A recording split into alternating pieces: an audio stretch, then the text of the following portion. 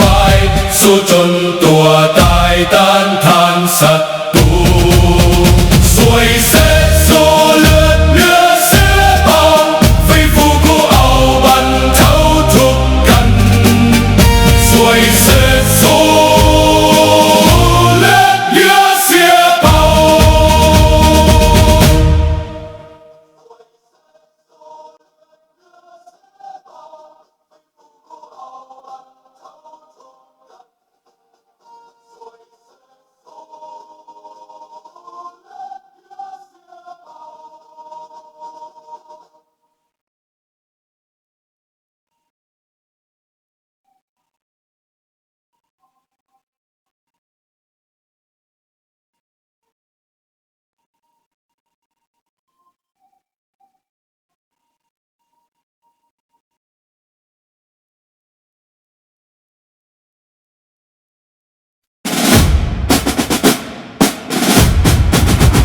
ศาสตร์เราตั้งแต่เดินมา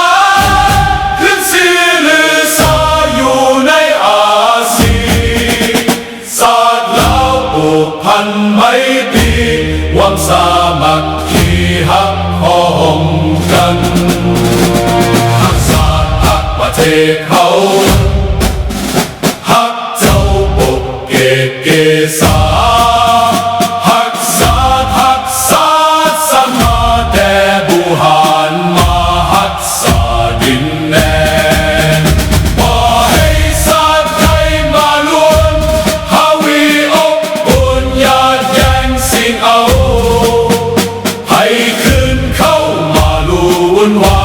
สู้จนตัวตายต้านทานศัตรูสวยเสร็จสู้เลือดเนื้อเสือเผาฟื้นฟูผู้เอาบรรเทาทุกข์กันฮักศาสตร์ฮักศาสนาแต่โบราณมาฮักษาดินแดน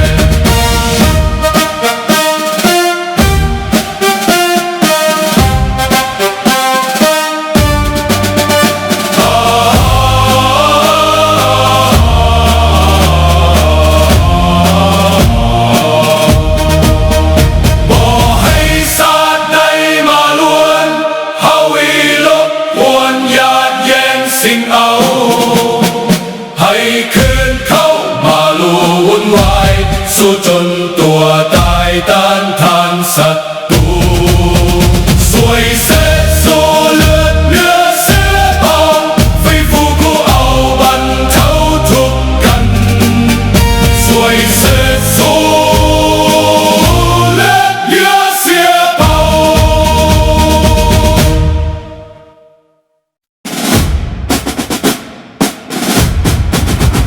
ศาสตร์เราตั้งแต่เดินมาขึ้นชื่อลือ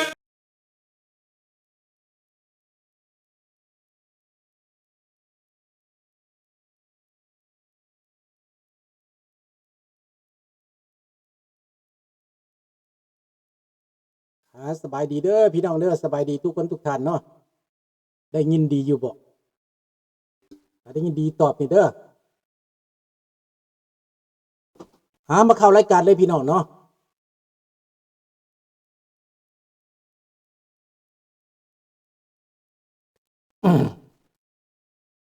สบายดีปีใหม่สบายดีทุกท่าน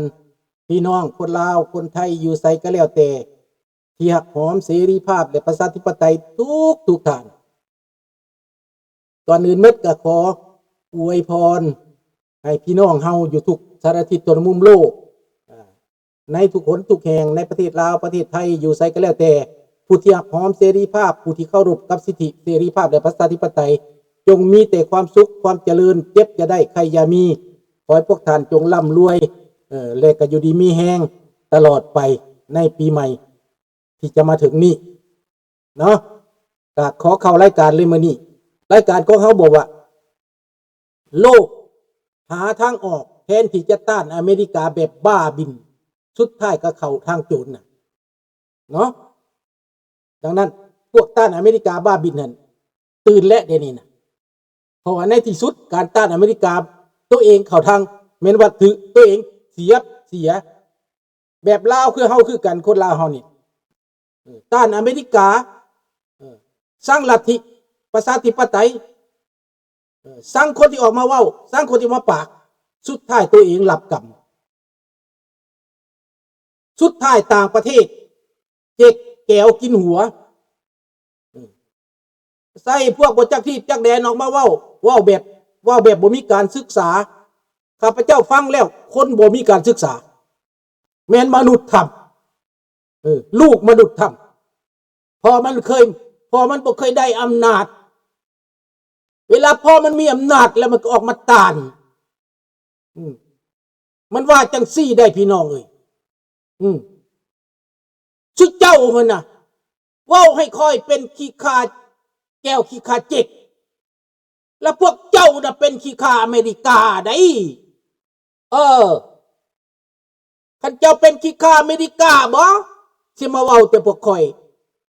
พวกเจ้าก็เป็นขี้ขาอเมริกาได้นี่แล้วพี่น้องเอ้ยคันสิเว้าแล้วก็ได้สบายดีมนต์สบายดีทุกท่านเด้อพี่น้องเด้อฟังเอาเด้อแล้วพวกคนลาวที่มาอยู่ต่างประเทศนี่นะมีผู้ใดแน่รู้สึกว่าเป็นขี้ข้าอเมริกานี่นะคันผู้ใดรู้สึกเป็นขี้ข้าอเมริกาก็ขอให้อพยพกลับคืนลาวเด้อพี่น้องเอ้ยข้าพเจ้าขอประกาศได้ประกาศผู้ที่รู้สึกเป็นขี้ข้าอเมริกานี่ให้กลับคืนลาวได้สบายดีน้องดาดาพรมีบ่ผู้ใดอยู่อเมริกานี่น้องจันทวีเด้อเมริโกเด้รู้สึกว่าเป็นขี้ข้าอเมริกาบ่คันรู้สึกว่าเป็นขี้ข้าอเมริกาแล้วไปขอเงินอเมริกาซื้อไปยนต์กลับบ้านเด้อสบายดีจอนอเมริกาเขาพร้อมแล้วจะให้เงินกลับบ้านได้ขึ้นเครื่องบินพิเศษบ่ต้องขัดคืนเมื่อโลดเด้อผู้ใดเป็นขี้ข้าอเมริกานั่นคันผู้ใดอยากเป็นขี้ข้าลาวแดงนั่น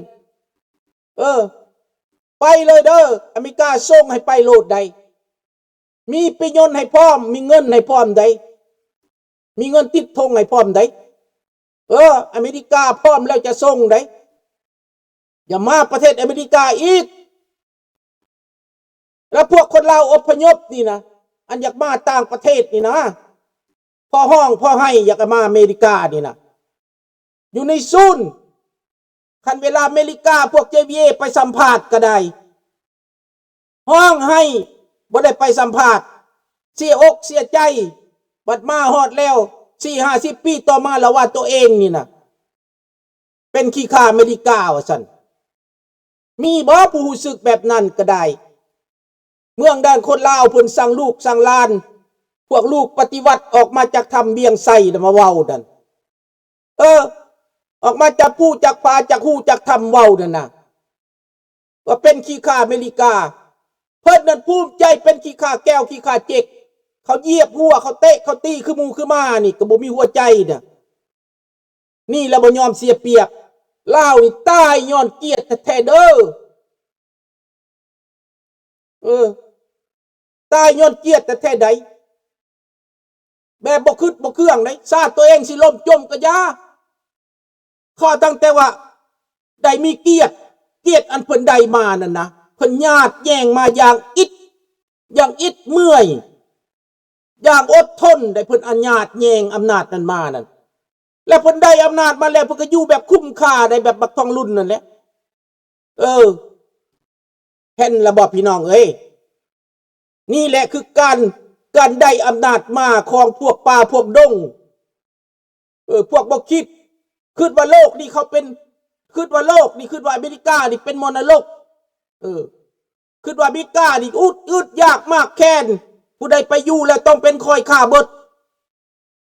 คันสั้นปัญญาชนที่มาทั่วโลกนี่เขามาอยู่อเมริกานี่นะเขาจะเป็นขี้ฆ่าเบิดแล้วเนาะถามคนไทยเบิ่งดูคนไทยคนลาวคนเขมรคนเวียดนาม100 กว่าชาติ200ชาติที่มาอยู่อเมริกานี่มีผู้ใดในรู้สึกเป็นขี้ฆ่าอเมริกานี่ขี้ข้าแท้ๆโลกนี่เขาขึ้นเดือนบ่ได้อเมริกาขึ้นเดือนเมื่อวานนี้ญาณแอตแลนติสนะขึ้นไปอยู่เดือนพุ่นอันติสนะญาณอันติสนะก็ติดบ่เป็นหยังญาณอีหยังนั่นบินขึ้นไปอยู่ท้องฟ้าพุ่นขึ้นไปเป็นขี้ข้าอยู่เดือนพุ่น อเมริกานี่จะเป็นมันโง่ได้พี่น้องเอ้ยมันโง่ที่สุดได้มันบ่ฉลาดเกินพวกมาแต่ป่าแต่ดงได้พี่น้องเอ้ยฟังเอาเด้อพี่น้องเอ้ยฟังเอาเด้อพวกมาแต่ทำเมียงไส้เว้าได้พี่น้องเอ้ยข้าพเจ้าก็ซ่อนมันนี่แหละมันว่าคนลาวเฮาอยู่อเมริกานี่เป็นขี้ข่าอเมริกาว่าซั่นเขาเป็นขี้ข่าอเมริกาถามบัดจักคนเนี่ยสมัครใจกลับบ้านบ่มีแต่ได้เงินดอลลาร์เลยอยากเมื่อสวยโอกาสสาวน้อย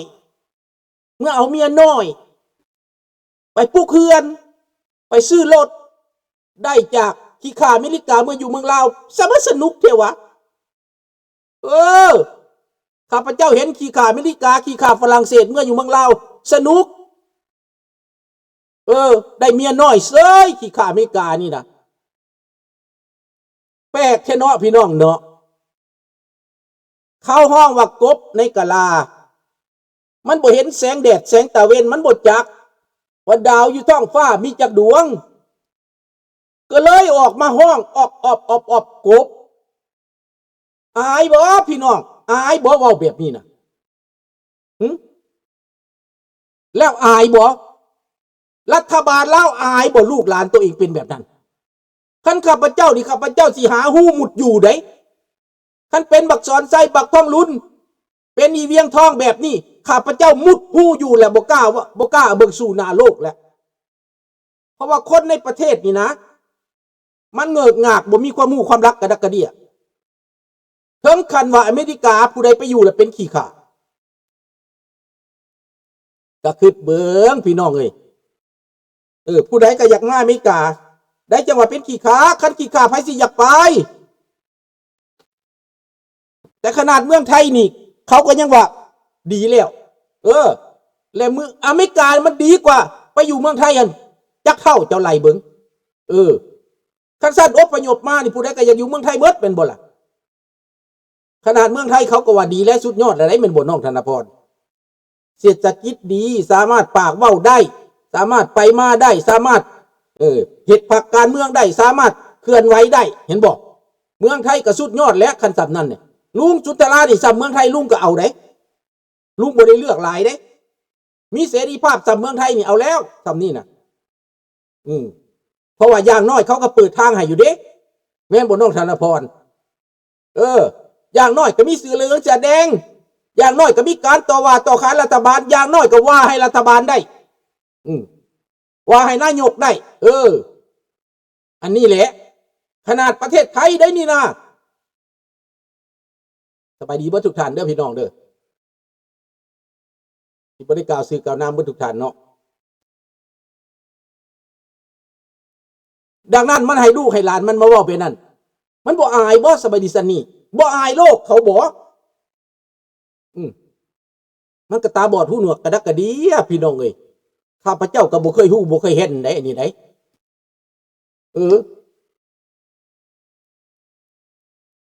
แม่นบ่เฮาไปเห็นคนอยู่ในแบบนี้มันสิแตกต่างหยังเขาห้องว่าบ่ยอมเสียเปรียบแนวใด